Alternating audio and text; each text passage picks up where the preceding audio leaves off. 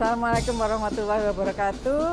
Hari ini Selasa tanggal 3 September tahun 2024, kita semua berada di sini mendampingi Bapak Gubernur, Ibu PJ Bupati Kulon Progo, dan juga Paniradya Keistimewaan, Bapak Pati Paniradya Keistimewaan, bersama kami DP3AP2 DIY, segenap OPD yang terlibat di dalam pemberdayaan dan pengembangan desa maupun juga dari OPD-OPD dari Kabupaten Kulon Progo. Kita semua berada di sini dalam rangka untuk panen raya di Banjarharjo ini, yaitu panen raya lele yang dikembangkan, dibudidayakan di Kelurahan Banjarharjo dengan anggaran dana keistimewaan dari DIY.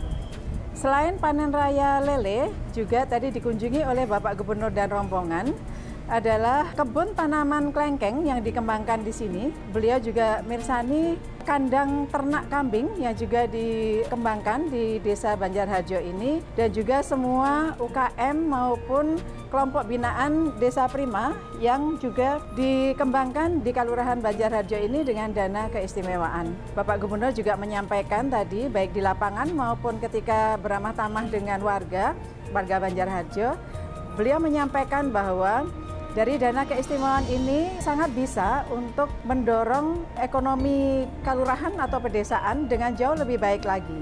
Dan diharapkan dengan dana keistimewaan ini, dari apa yang sudah dilakukan oleh Kelurahan Banjarharjo ini, maka kemudian bisa berdampak luas pada pengembangan ekonomi desa.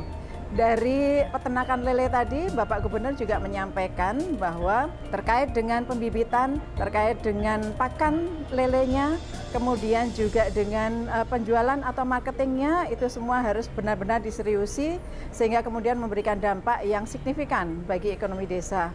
Kemudian juga untuk tanaman klengkeng, beliau mengarahkan bahwa sambil menunggu panen nanti agar kemudian ada tumpang sari di kebun tanaman klengkeng tersebut sehingga memberikan manfaat lebih bagi ekonomi desa juga. Dan terhadap ternak kambing, beliau juga berpesan untuk kemudian kelompok ternak kambing ini benar-benar menjalani profesinya dan kemudian mengembangkan dengan jauh lebih baik seperti yang sudah dikembangkan di kalurahan-kalurahan lainnya.